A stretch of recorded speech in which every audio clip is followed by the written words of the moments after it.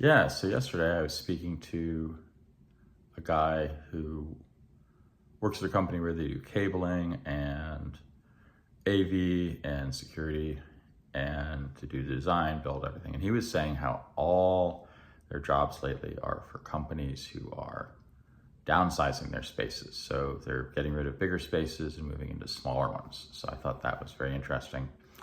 And there's definitely a lot of interesting implications there. Now, from my perspective, I focus a lot on saving money. Personally, I'm hoping that these firms are still growing. They're just reconfiguring, but they can definitely, obviously, save a lot of money by getting rid of office space they don't need. So that's great. They're able to do that. One of the things a lot of people might not be aware of is when you make these transitions to new spaces, a lot of times services, because they're invisible, continue to keep being billed. And a great example of this is in telecom bills. If you look in telecom bills, you will see how often they don't really tell you always where all your services are, or sometimes it can be a little misleading as to where your services are. So this can cause a big problem. I've routinely found services at old locations which clients have moved out of. Sometimes it's just a couple of phone lines. In one case, though, I found $300,000 a year in one location where the client had been gone for a year or two, and they had no idea that they were still paying for all these circuits because they were buried in these big complex bills. So those are some pretty amazing examples.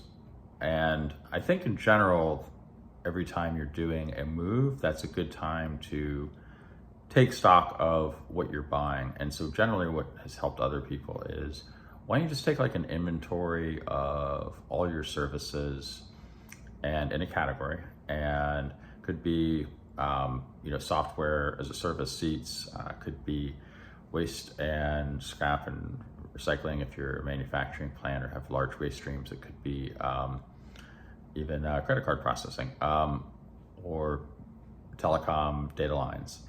So just get an inventory of everything you have, map everything which you're being billed for to an actual location, or if it's a mobile device, map it to a user, and make sure those things are there. And then what you want to do is you want to be able to know what the business need is for every single service you're buying.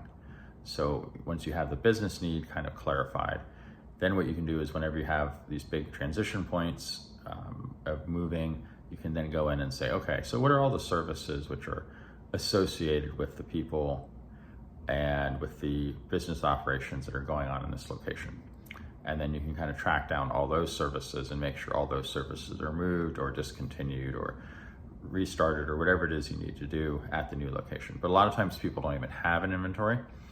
And so that's really the first step. That's the first step we take, is to create this big inventory that's then available for our clients and for us. And we can then identify all the services which no longer have a valid business need. And then we can also inventory the current valid business need for those services which are still being needed by the organization.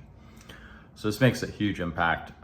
We found tons and tons of services over the years which just aren't being used anymore. And if people had a good inventory and good understanding of what they were buying, they would have gotten rid of those services. In some cases, they even asked their vendors to help get rid of the services, but unfortunately, a lot of vendors just don't take the time to do the due diligence and make sure that everything is gotten rid of. They don't double check and they continue to bill. And it's unfortunately, at the end of the day, the client or somebody who works for the client has to take responsibility and help with that. And so anyway, that's one of the areas where we help people delegate that to us to figure out, okay, what's being billed for? Do we still need it? Are we being billed for it correctly? Should we get a better price for it, etc. So if any of that type of thing would be helpful, please reach out. And this definitely applies to all sorts of things. We recently worked with a client where they had a whole bunch of software seats, and then they had a whole bunch of services they just weren't using anymore because of the way their business had changed since the pandemic. And just getting rid of those was probably going to save about $6,000-7,000 a month. And that was just one item. We probably found about $350,000 a year in savings, just going through and figuring out, okay, what's still needed, what's not, what should be adjusted and right sized. So yeah, if you're interested in savings like that, please feel free to reach out. I'd love to talk.